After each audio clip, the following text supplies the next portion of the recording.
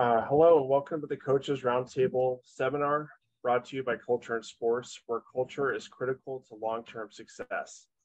Since 2020, Culture in Sports has been educating and influencing organizations, teams, coaches, staff, and even athletes about the importance of culture and leadership in sports, as it greatly impacts organizational success, team and athlete performance, and the short and long-term mental, physical, and emotional health of athletes. Leadership and organizational culture adversely or positively have a cost and impact to every organization's bottom line, not only with fans in the stands, concession sales, and merchandise sales, but broadcasting, advertising, and endorsement deals. We believe in our mantra, culture is critical for long-term success, and strive to promote this every day. Positively influencing others and educating sports organizations, front office, and support staff, coaches, and athletes on the impact of leadership and culture is what we work on daily. I'm your host, Jeremy Piasecki, and I would like to introduce our Coaches Roundtable. The purpose of this webinar is to discuss important topics about influencing leadership and organizational culture in your sports organization and helping leaders bring out the best in others on the team. I would like to now introduce you to the special group of panelists. First we have is Mark Pavlik. He's the head coach of men's volleyball at Penn State University. We then have Dr. Carl Olson from Carl J. Olson Consulting. He's a retired Army Lieutenant Colonel, former director of West Point Center for Enhanced Performance, and former Penn State Assistant Athletic Director for Performance Psychology. Next is Robert Boland. He's a professor at Seton Hall University Law School and an attorney at Shoemaker Law Firm. He was the former athletics integrity officer at Penn State. Next, we have Christina Diaz. She's the Assistant Athletic Director for Development and Enrichment at Penn State University Athletics. She was a four-year varsity letter winner in volleyball at the University of Florida. Following her, we have Heather Pavlik. She's the head coach at Juniata College Women's Volleyball. And we have Rob Cooper, the head baseball coach at Penn State University. Next, we have Kyle Stark from the Stark Contrast, and he has over 15 years in Major League Baseball. And finally, we have Kara Cook. She's the Director of Operations and Performance Leaders for the Penn State University Women's Soccer Program. She's been in coaching or mentoring in college athletics for over 20 years with a concentration on team culture, leadership, and player development programming. She has helped create an elite high-performance culture that has led to the highest team GPA at Penn State, along with 8 Big Ten championships, 3 NCAA Sweet 16s, 4 Elite Eights, and 1 national championship. I would now like to turn this over to the panel by asking Robert Boland, how does culture influence your organization? Well, I found as the athletic integrity officer at Penn State that culture in a program was going to be the thing that kept them in the right and down the middle, or it kept them running into the guardrails often. And I found it was very hard for people to establish that. Maintaining it was one of the hardest things for a coach to do when there wasn't a culture that prevailed in a world that was getting more complex. And so I found a person that I've been working with a lot in this one, but obviously culture in sports is an effort near and dear to me. But I shared a lot of these conversations with Carl Olson, who was in many ways the guide to our coaches, the person who was the sports performance psychologist, but also the person who guided them in their worst moments, in the moments they needed detail, in the moments of their indecision. So I found that Carl and I had a great kind of chemistry working with coaches. And I kind of would throw to Carl in this construct that the person who knows more about this and has done more about this, and is, in my mind, the best darn sports performance psychologist in the business, it's Carl. And he understands how you can create it. I understand when it goes wrong. He understands how you create it and keep it moving right. And this panel is in large measure a group of people he's close to who manage this so well in the dimensions. It's a little bit like, for me, I can define it when it goes wrong. How do you define it when it goes right? And that's what we'll do today, I hope. I'll piggyback on that real quick. And I want to just thank Jeremy and Bob for inviting me to be part of this really impressive panel, because I've had the honor and privilege of supporting everybody on this, either directly or indirectly. And it's a bunch of rock stars here. So I'm going to get out of the way pretty quickly here, but I do want to share an opinion. This is my personal opinion when I take a look at culture. We're talking about, one of the biggest challenges that coaches have, among many, is this idea of fostering both a healthy culture and a culture of excellence. And in my opinion, you need both, right? A toxic culture is going to throw you right off the rails very quickly, but it's not okay to just be nice to each other and care about each other. We're actually in it to win it too. So we need both. The reality is the behaviors and the values and the norms that are going on when nobody's watching, that's actually the real culture of the organization. So there's always a culture. Ideally, we want that to be aligned with the espoused culture, what we say we're all about. If it's not, then the best you can hope for is adherence to standards, which means you got to be watching 24/7, and that's just not possible, right? So the actual norms and values that are going on behind the scenes when the leader is not watching influences everything the organization does and fails to do. So it's a really important challenge, and it needs to be a priority because it lets you do everything else that you want to do in pursuing mastery and excellence.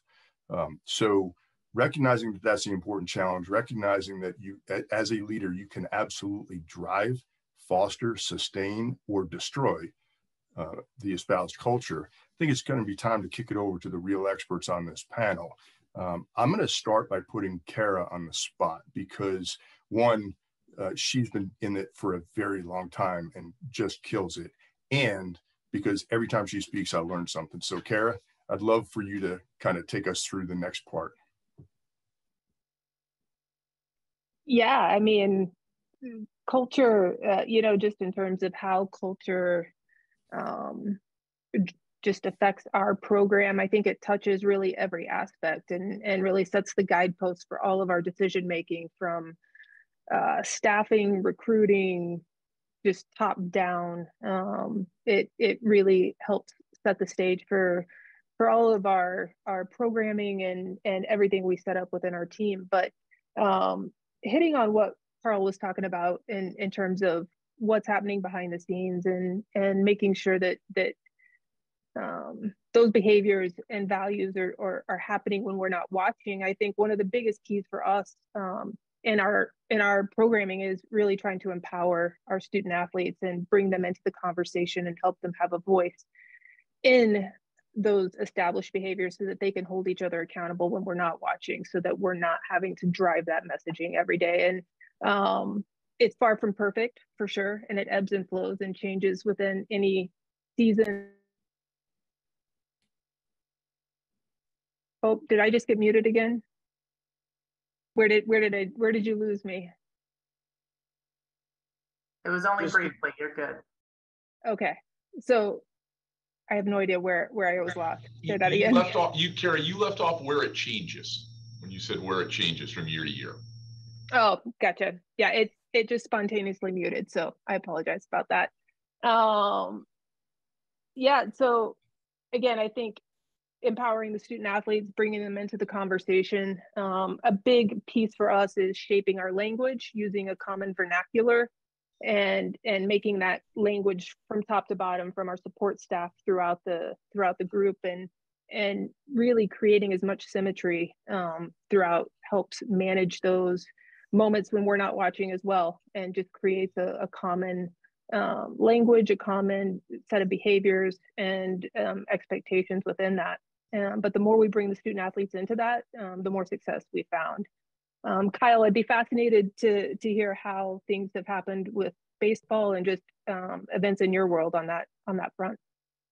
No, it's awesome listening to people talk. I'll echo Carl's sentiments in terms of just some talented people on this call and walk away learning as much as Sharon. But I just love, as we've started this conversation, in terms of, I think there's a commonality of those that are really good, are obsessed about this topic. And so how does culture influence your organization? I don't think you can separate the two. It's who you are and how you do things. So, I think to Carl's point that you either have a culture, everybody's got a culture, it's either by default or design. And so how intentional are you? Listening to Kara talk about how intentional she is in terms of driving that culture throughout, her organization. You see those commonalities that the people that are really good are obsessed with this because they know it is who they are. And so I think then it becomes more of a broadening thing as opposed to a narrowing thing. So rather than say, hey, culture is something we do, it's who we are. And that ultimately is in everything. Like we can't compartmentalize this. We can't say culture is the values thing, or it's the people thing, or it's a relationship thing. It's everything. It's every day. Culture is not a one-time thing or a sometime thing or a front end thing, or we're going to spend some time on culture now. It's all the time, every day. And then I think culture's an every one thing, as opposed to, well, it's the leader's job, or it's this individual's job, or it's this specific component's job, or maybe your team captain's job. It's all of our job. And as the ultimate leader, as the head coach or whatever else, how consistently can I get everybody aligned around that and be intentional about continuing to drive that? So I think that the bigger thing, just to kind of piggyback what's been shared so far, is rather than the best in the world, I think have a healthy obsession and a broader view on culture, as opposed to a more narrow additional thing. And so they orchestrate everything around that. So perfect example of that is Heather, and seeing what she does and driving her program every year. So love to see what that looks like for you, Heather.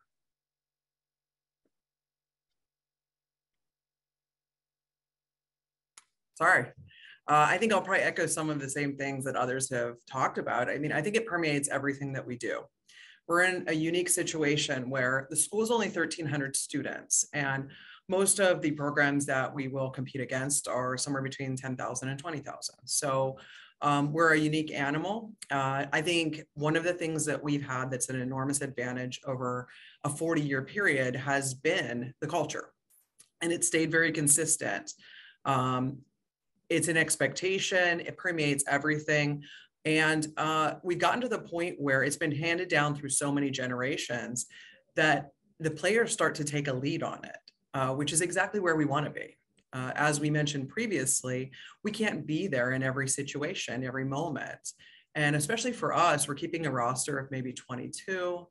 There's only 2 of us that are full time. And so knowing that our players, in the moments when things come up, are handling things on their own, and they're using the same language, they're using the same kind of ideas as we would in this office, is of the utmost importance. I think that even with the recruiting aspect, when we have student athletes come in and visit, and they hear the players telling the same thing that we've told them on phone calls, when they're with them by themselves, tells everything. It tells those people that this is something that is not a once in a while thing that we spend a little bit of time on. This is what we do every single day, and it's backed up by every member of the staff and every member of the team. It is everything for us. And we're in a situation where we are not surrounded by a very successful athletic department. We hope that changes. However, it is what it is right now. So our group has to understand that there's a certain level and a certain standard that we're going to work to all the time, while maybe not being influenced the best, possibly by some people that they live next to, or that maybe even they work out with. So for us, I think it becomes an enormous issue that we have tried to maintain, as well as build a better culture with every given year, and with every class that comes in, engaging them and making sure that just because they are young players does not mean that they are not part of driving and leading culture. The best case scenario is that they are on a level that is even with people who've been around just a little bit longer. Maybe Mark can talk a little bit more about how he is advancing team culture with his program.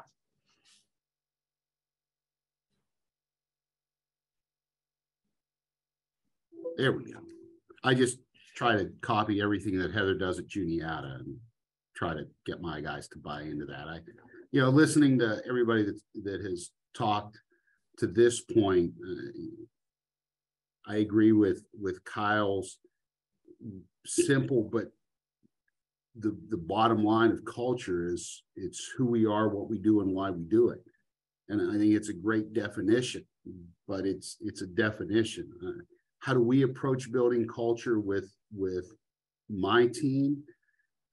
Everything that Kara had said about, and Heather had said about getting the team itself to buy into the vernacular, the ideas. I try to flip it on our guys a little bit. Every year we talk about, hey, 30 years down the road, when you're sitting in your corner office talking to your top client, and in the shelf behind you in your office is your national championship ring and a picture of your team, and your client says to you, tell me about that team. What do you want to say? You have the chance to write that story right now. And not, oh, I'll get to it. Yes, every day you can add to that story. How do you want it to turn out? You need to make sure that you have that power to write your own story. And I think with the help of Carl over the course of several years, we've been able to get our guys thinking in terms of what are the obstacles that we're going to face in a given season, whether it's on the court, off the court. What are some of the things that we have to prepare for because we know it's going to come, good and bad? How do we plan on recovery from both the good and the bad? I think recovery from success is a huge step, especially for organizations that experience success at a high level. You got to be able to recover from that just as critically as you need to recover from setbacks. But we try to build our culture with the guys every week, breaking down, having a championship review of the past week, being able to look forward to the upcoming week and identify things that maybe the older guys who've been there, done that, seen that movie before know are coming. And the younger guys that are saying, hey, I'm curious about this. Why is this happening? We really just try to get our guys talking in real terms about where they are, where the here and now of what we're doing in the program and how that can prepare us for what's coming up. And I think you do that, now you've got everybody talking about the same topics, using the same language, and it gives me and our coaching staff the ability to model what we want from them every day in practice, and gives us a chance to always call them back to, hey, this is what you guys talked about. This is what you're saying. Does this help or hurt? And we try to catch them doing good things too. We don't try to tell them, oh, you can't do that. Oh, that's not what you said. It's like, that's what you said. This is great. This is what we're talking about. And I think anytime you can catch your culture reflecting exactly what it is and growing, you got to let them know that too. So that's kind of how we've approached culture here. Kara, anything from your end to build on that? Well, I'm just listening to you and Heather talk, and it's so awesome because for me, two things that really jump out and resonate for me, and just how we try to operate as well, is just there's a real authenticity to how you're talking about your culture and your program, and it comes through even in just how you're talking about praising the good parts and not just identifying the things that need some growth and correction, but the authenticity and just the consistency. For me, it helps you stay in that zone where you can recover from setbacks and successes and continue to sustain that culture over time. Heather's talking about how it's passed down from year to year, and it's not just accidentally passed down. Like, that is really intentional, consistent messaging and behavior patterns set by the staff and the team. And if you can find that, and it's really authentic to the coaching staff or the leadership, whoever's driving that messaging, it comes through. in my opinion, just more effectively over time, and can help create an environment that sustains success where they can practice those behaviors and learn and grow within it over time. And so just as I was listening to both of you talk, that those 2 points really jumped out for me. And I think those are really key focuses for us within our program as well. I don't know, Kyle, any thoughts on that? Yeah, I mean, I think you know, I'm enjoying listening to some coaches that are in the trenches talk about how they're driving it. So, Coop, you want to give some more wisdom to the group here? Well, this is about right. Like when I was in Little League in high school, I usually batted last. So this is perfect, right up my alley. But, you know, all kidding around aside, I've been busy taking notes here, but I think I think this is important for any walk of life, but I was extremely naive when I got into coaching. I thought, you know what, I'm going to go to every coaches convention. I'm going to learn every technique to teach somebody how to do this. I'm going to coach them up. We're going to know how to play fundamental baseball. We're going to do this. And don't get me wrong, that stuff's important. But at the end of the year, and you can ask any of the coaches on here, none of us sit there and go, you know what, we had a really good year this year because we did that one drill over and over and over again. We don't, you know, we usually say, oh, you know what, we didn't have a good year this year because our culture wasn't great. And so while expertise and technique and core skills are extremely important, you have to coach the culture, and you have to, everything that they're talking about, it touches every single point of it. And don't empower your kids, or for us, the kids, the athletes, you know, then it doesn't matter what I think, you know. I mean, at the end of the day, it's their team. And I heard someone saying it that, you know, I think Heather talked about over the years, you know, people within her program, the players take it over. Well, one thing that we're constantly challenging our guys to do is, you know, right now I can walk downtown here in State College, go into one of the stores, and I can buy a Penn State baseball t-shirt. But what are our guys doing? What are we doing on a daily basis to make that thing mean something that you have to actually earn, that it you know, it's different than what you can just go buy. So, you know, I think that you have to constantly, because it's the old adage of you're either getting better or worse. You're never staying the same. So the culture is something you have to protect fiercely and talk about it, because it's not like you just get it and then you go, okay, cool. Right. Let's sit back and we'll, you know, it'll take care of itself, because it doesn't. And there's always obstacles and things hitting it to try to knock it off course. And so you got to constantly work at it. So, you know, Kyle, you've had a lot of different experiences working with teams and high performers. Like, what are some of the things that you have seen over the years that you know, kind of try to eat away at culture? Yeah, it's funny. I work with a coach right now who's really talented, and he has said on multiple occasions, the more he spends time trying to study different things and learn from different areas, the more he realizes that the answer is usually in here. And so the first thing I think that hijacks culture is ourselves as leaders, in terms of, you know, our own ego, our own frustrations, our challenges, whatever else it may be. And so if you think about, you know, at the end of the day, more is caught than taught, that we're modeling things. And so I think the first thing that can hijack it is ourselves as leaders. And so we've got to make sure we're doing our best to lead ourselves so that we can be our best for the people that we're leading. You know, so I think that's one. I think the second one is that this is a people business. We're dealing with people. People are messy. And, you know, so I think as coaches, I think there's a little bit of control freak in us probably. You know, I think we're driving towards a standard of excellence. And so with that messiness sometimes can be a derailer for us, as opposed to being able to take a longer term perspective and help teach through that and learn through that, and ultimately play for the longer term win to navigate some of that messiness. And I think the other one that's a big one is that society brings some different messages on what's important. Tim Elmore, a friend of mine, does a ton of stuff with different generations, and he talks about the scene that we all live in. And it's one of the best things I've gotten from Tim, today's scene. And this isn't a generational thing. This is the scene we're living in. And he breaks it down to 5 things. The first one is speed. Speed matters. We want things fast. The C is convenience. We want things easy. The first E is entertainment. We want things exciting.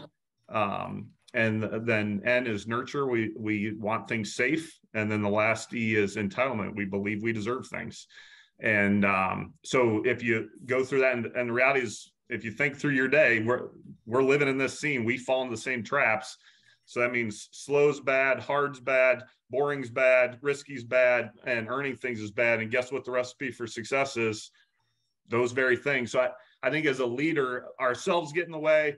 I think the messiness of human beings can derail things, but I think then it's also a recognition of, at the end of the day, we're trying to teach and create something that maybe society is delivering some different messages. And so I got to be ready for some resistance as we go through it and continue to teach off of it. So just as a perspective, Christina, I'd love to hear how you've navigated, some of the challenges of where culture can get derailed and how to navigate some of that. I'm gonna be honest, we probably should just keep Kyle on unmuted, and you can just keep going, because I don't think I have enough paper to write all the notes from Kyle's messagings. But to me, I know for especially, I'll speak on just my behalf and what I've experienced in terms of obstacles and culture and all of that is time. Like, there's not enough time. And so Kyle just talked about, speed as the first one. And in college athletics, if it wasn't done yesterday, it should have been. Like, that you don't get more time. And so that is constantly going to be a barrier, I think, in terms of your culture. Like, when are you finding time to actually dedicate to this, to yourself, to your staff, to your team, to your organization, all of it, to your fans, to your boosters? Like, put everything into this bucket of who you have to give time to. Because your culture isn't necessarily just between the walls in the locker room. It is outside of that. I mean, Coop talked about walking downtown and getting a Penn State baseball shirt. And we want to know what the community feels about the Penn State baseball team.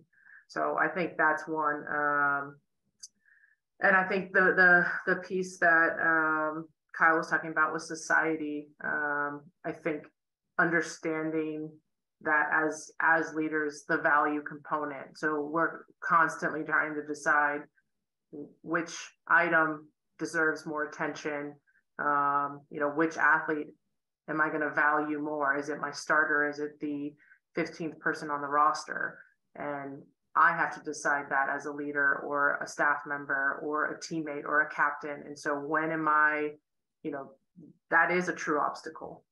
And ultimately, neither option is probably the right one or feels good, but we have to make that decision. So I think that's definitely going to be the two that would stick to my mind, but I'm sure we could come up with more. So I'm going to turn it to Pav, as he can probably add to our list of obstacles. Christina, can I jump in for a second? Of course. I wanted to pivot off the speed and entitlement issue.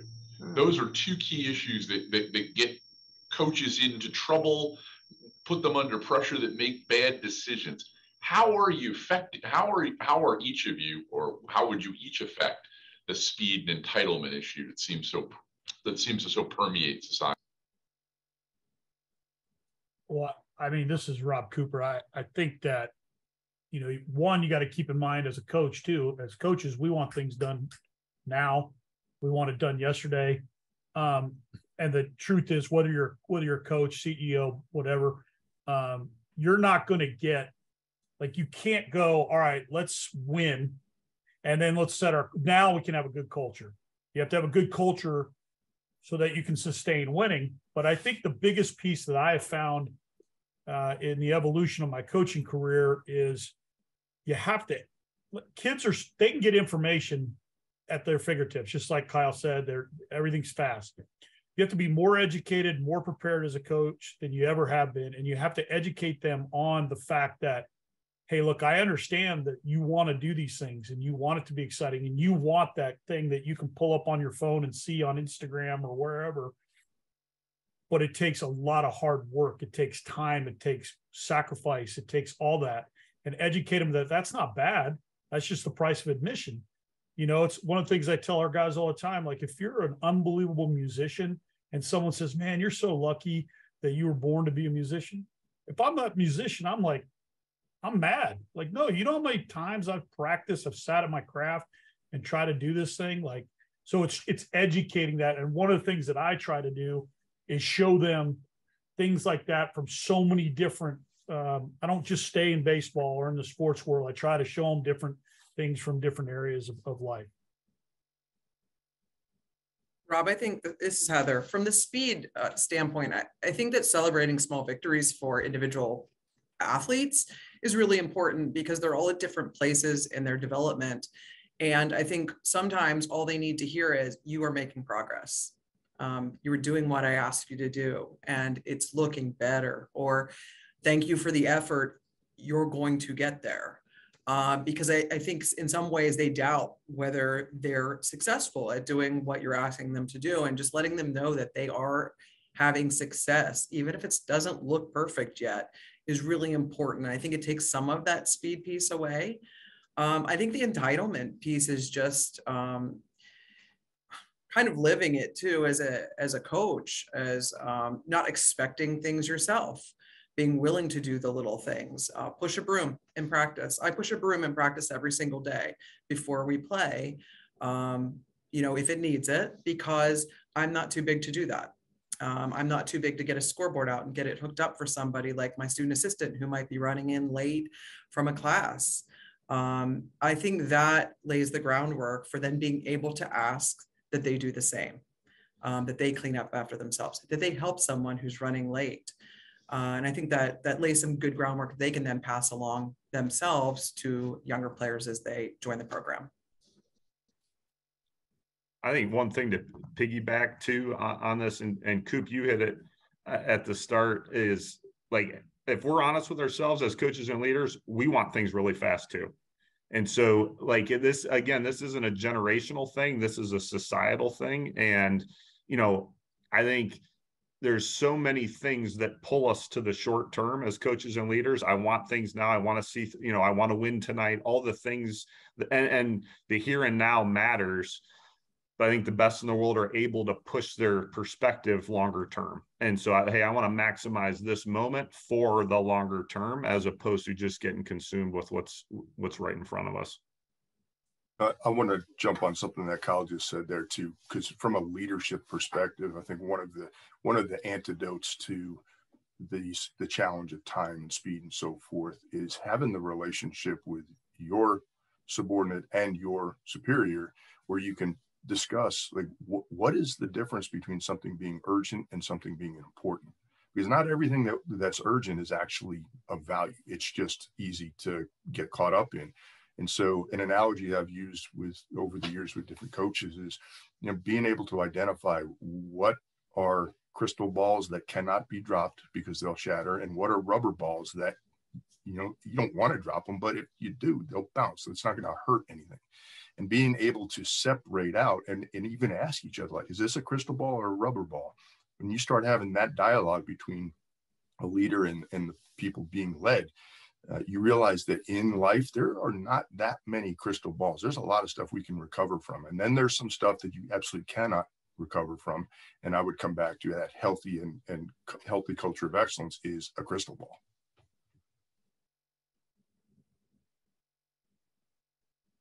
I got to touch on Heather's piece about, sweeping the floor.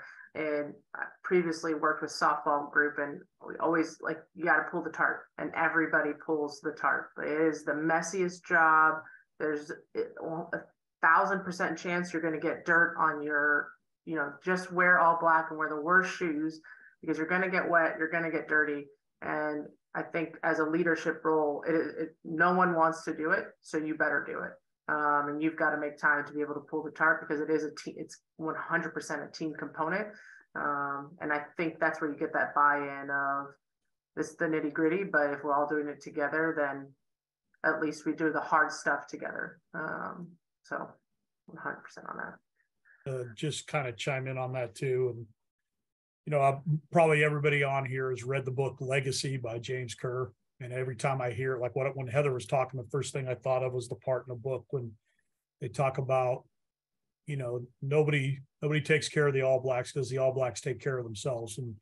And the All Blacks is one of the, you know, most prestigious organizations, successful long-term organizations that you can find in anything. And just the thought of them, they call it sweeping the sheds. They clean their locker rooms out, you know, and they take care of it because they're not going to let anybody else have to take care of them. They're going to take care of themselves, and they have pride in it, and it's theirs. You know, I think one of the interesting things about the obstacles that we're talking about, the societal messages that are in, that are in, especially the kids that we're coaching, and you're trying to have a relationship with them. And here I am. I mean, I had to wait until the next morning to get the Post-Gazette to figure out what the Pirates did against San Diego the night before.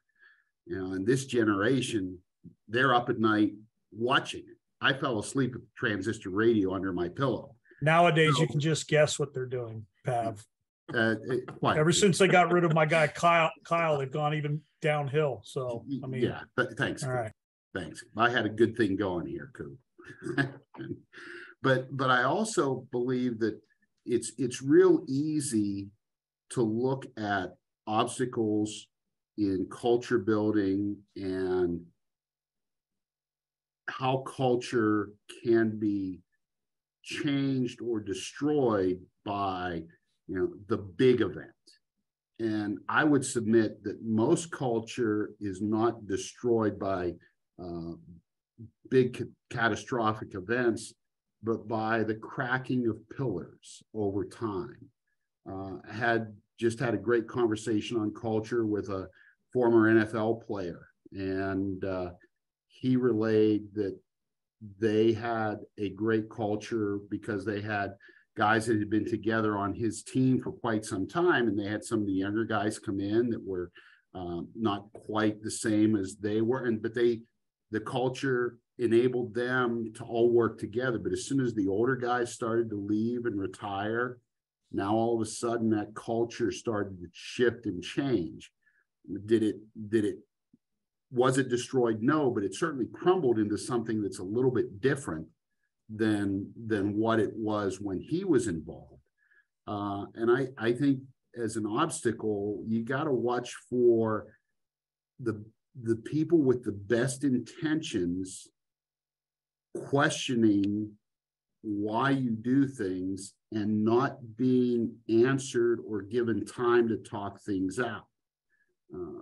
I think with our team, what I found when we had our culture start to come into question about 6 or 7 years ago, it was one or two guys that wanted to do the right things in their mind for the team, but to go about it in a manner that was just tough for everybody else to accept. And I didn't do a good enough job giving them my ear to say, oh, okay, I hear you. Can we consider this? So as Carl said, I firmly believe relationships are key. And I think if you you build relationships with everyone. It doesn't matter where they are, whether they're a level above you, below you, in the corner office, you know, downstairs in the equipment room. But I think that anytime you can surround your group with people that are giving them consistent messaging and they trust to go to when they have a question, all of a sudden you've got a bunch of plasterers ready to handle those cracks that will appear, because they will appear. There's no question.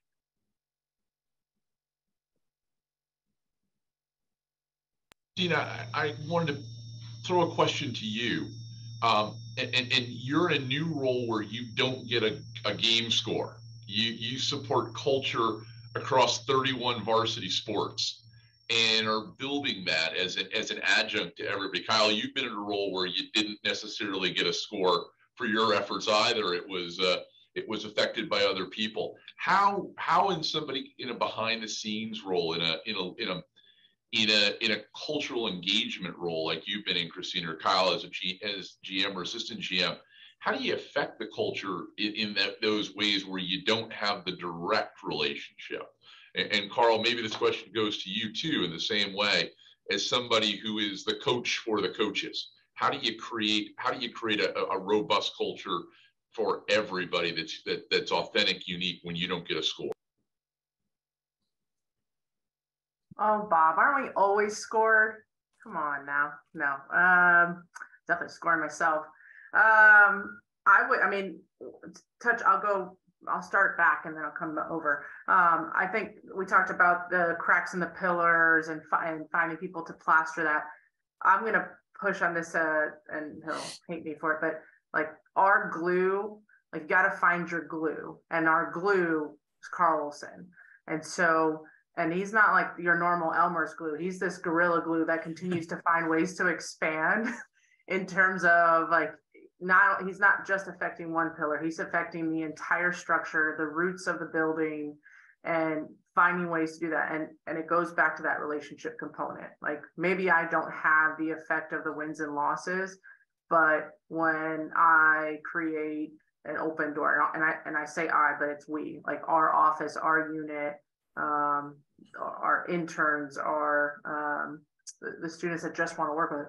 It matters what language we're using, the support that we're having for both the student athlete and the coach. We're not taking sides. It's about like just being open to conversations, showing support in ways that support growth, not necessarily of just everything sucks and you're totally right and yeah, you should quit. Like that's not supportive to their growth as a human, what they're preparing for life. So I think finding the relationships, and for us, the relationship component of knowing who to turn them to.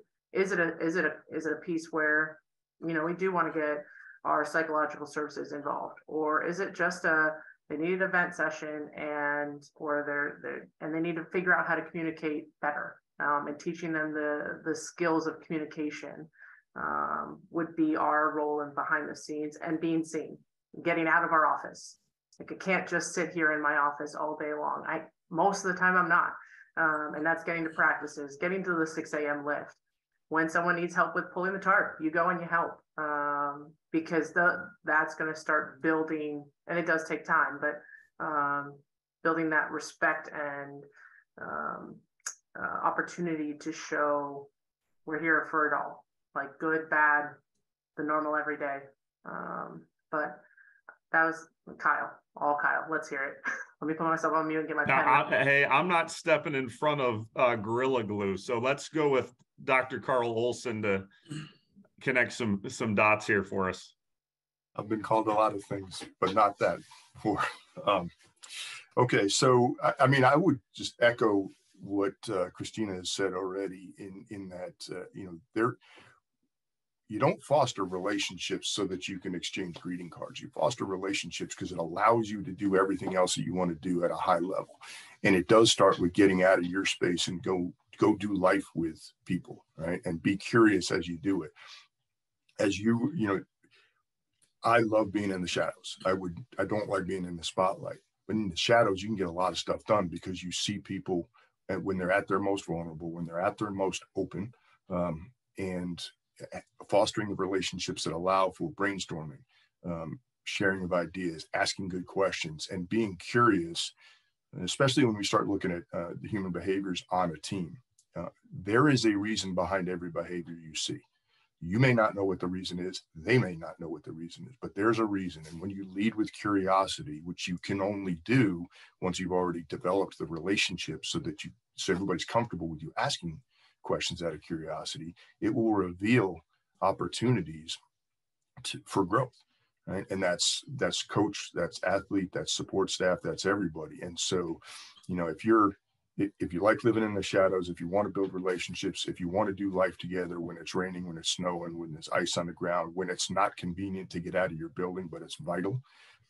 If you can do all those things, it's going to, you get the experience where you show up and everybody's glad that you're there because they have stuff they want to go over with you, talk about, or just celebrate with you. When you don't do any of those things, and you may have the best answer in the world to a problem, but when you show up with the answer, nobody wants to hear it because you haven't invested the time in building the relationship. So when you talk about highly effective leaders versus toxic leaders, take a look at the relationships that they're fostering because it allows for everything else that you're seeing. How to do, Kyle? As always, very enlightening. So I think just to piggyback Carl and Christina's comment on the relationship piece, and I think this goes for somebody who's maybe has an indirect relationship with the win or a more direct relationship with the win, is as I listen to you two talk, it's a servant's heart. I mean, servant leadership is a buzzword and gets twisted at times, but you could feel that both of you are committed to adding value to somebody other than yourselves. It's not about you. And I think as, you know, whether that's in a role that's not directly tied to a win or whether it is a coach who is more directly tied, I still think we can get sideways with that at times and realize we're not playing. So it's not about us. And it's ultimately our responsibility to prepare people to go be successful. The other thing I would just add to that, as far as making sense of a win or a loss, and Carl touched on this earlier in terms of priorities, but another buzzword that gets used a lot is process, and trust the process. Well, what is the process? Have we clearly identified the key performance indicators that go into being successful? And if I have a new scoreboard, and I can have a winner and a loss every night. I can have a win and loss every second, but only if I've got clarity on what those are. So, you know, I think part of it's coming up with a different scoreboard, but I think a huge part of it is remembering that I'm not playing. So it better not be about me, and it's ultimately about adding value to some other people. Bob, can I add something to this?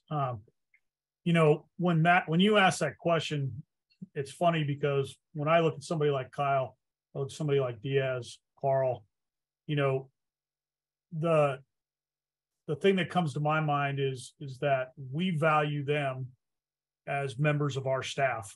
Like that's so, like the way what they enhance our kids with and what they do, it directly feeds into the same thing that we're all trying to do. You know, and I share this story. You know, my wife was the director of compliance back in the mid 90s at the University of Miami. And this is when Butch Davis was there, and they were really getting the thing turned around, coming out of sanctions. And there was a football coach that coached on there that basically was working out with guys when he shouldn't be. And then she went and told him, like, you can't do this. Like, we're under the microscope, blah, blah, blah. He said, okay, no problem. Well, then come a week later, he was doing it again. And so she got upset and let him know and you know, said, I'm going to, you know, let Coach Davis know. And he went in and said, I can't believe this. You know, she's giving me a hard time. And Coach Davis was like, what are you talking about? And he said, well, she told me I couldn't do this. So anyway, Coach Davis says, come with me. And he walks down and he goes into her office and he said, hey, is this what happened? And my wife goes, yeah. And he said, let me explain something to you. He looks at the assistant football coach. I can go out right now and get 100 resumes to do your job. This one, I can't replace her. So the wins come in different places. The scoreboard is in a different place. It's all the exact same thing. And when you have quality people like that, it allows your athletes, your workers, whoever it is, your coaches, to do their job. So, you know, I don't think we're special from the standpoint, but I think the right way is to look at, you know, like, again, when Carl was here every day, he was just a member of my coaching staff. If Kyle was working for us, he'd be a member of our staff, all trying to get the same thing. And Diaz is a member of our staff. If she were to leave Penn State baseball, we'd fall apart. So. You know, the interesting thing to me is we talk about building culture, we talk about sustaining it, stewarding it. how do you know when it's healthy? I think that's the end goal, right? But I think that's a journey. I don't think you ever arrive, because I think one of the things that I fell into several years ago is we're successful. We got guys going on to the next level. We're winning. We're in great shape. And then we had a stretch of years where the cracks showed. And I think one of the things with a healthy culture is you hear your team responding in language. I go back to what Kara said, in that common vernacular, even if it's something that is stupid because I say it, and they're responding with what they hear on a daily basis. I think that culture for us, we know it's healthy when every day in practice, it's for as grinding as a day-to-day event can be, when you're trying to achieve excellence and success or growth is measured in infinitesimal sizes. It can be a grind, but I think a healthy culture, you see those guys celebrating that grind, and you just find that you want to be in that trench with them. At least that's what I've seen. It's interesting with the guys. Heather, what do you see with your women at Juniata? I think the greatest indicator to me is when myself and my associate head coach aren't having to lead everything. That maybe we don't even know what has gone on until long after it's already been taken care of. And they say, oh yeah, coach, we have that. We got that. Didn't even know it happened. That's probably the best. There's sometimes things that don't need to go to the coach. And I think that's the best indicator. I think having more than one or two people leading your culture within the group is also a great indicator. If they'll accept leadership of some kind from somebody who's not a senior member of the team. We have a sophomore right now who our team will accept anything she says because she has earned it. She has proven it. That speaks to me in ways that says we're heading the right direction. I think when they come and ask for advice from the coaching staff, not asking us to fix everything. How do I handle this? How would you handle this? Or understanding that our first question here will be, I've got a problem with so-and-so. Have you spoken to her? Yes, you're right. I'll go speak to her first before, and I'll come back and talk to you. I think them leading the culture probably usually represents that it's pretty healthy. Of course, as long as they're handling things in a really good way. I think in the practice gym, I think what Mark said is absolutely true. Leaning into the battle, leaning into the grind, celebrating that part of it and understanding that that's where things get better. That's where you figure things out, is a great indicator that the culture is pretty healthy.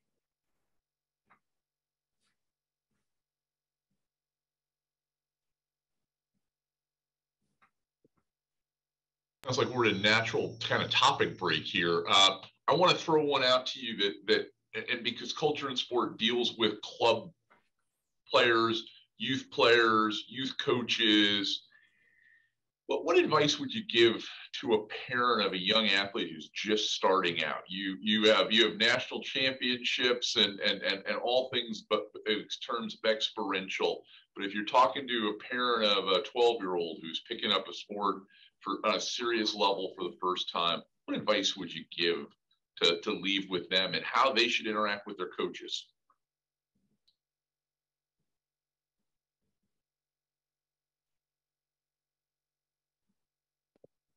I'll throw out one thought there, and while everybody is thinking about that deep question and challenging one,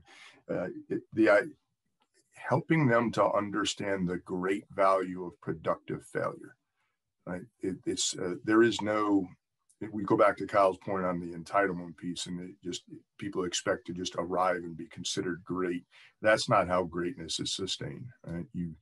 you struggle, you grind, you work hard, you listen, you make yourself coachable, and you embrace all that as part of a roadmap to get you in a really good direction. But if we shield people from productive failure and we shield people from feedback, which is really all, good critiques are just feedback, it's information. If we shield people from all of that stuff, everybody's in a big game of pretend, and then it gets exposed at the next level. So that cannot be emphasized enough, the value of productive failure and feedback.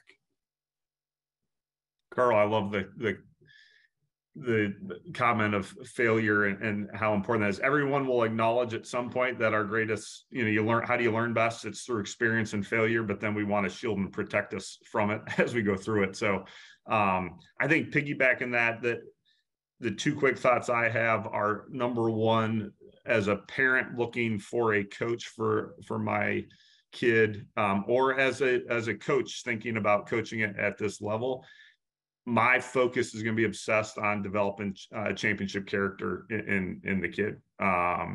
And the skill development, again, if you really believe that you learn best through failure, we're going to figure some stuff out. I loved Coop's comment earlier when he first started coaching. I thought I was going to have to be unbelievable at the technical, tactical side. And that's not to minimize that side. I just think the championship character that we develop in our athletes at any level is ultimately the separator. So that's what I would be focusing on. And then as far as parents' relationship with the coach, you got to trust them and recognize that, that there's been some authority given there, and that the coach is the coach and the parent's the parent. And we don't need two of either one of those. And ultimately, are we supporting each other? Again, assuming that we're in a situation where we're doing what we're supposed to do and everything else. But as long as that's going, I think the ability to support that and recognize the role each of us play in this process are both critical, and be supportive of each other through that.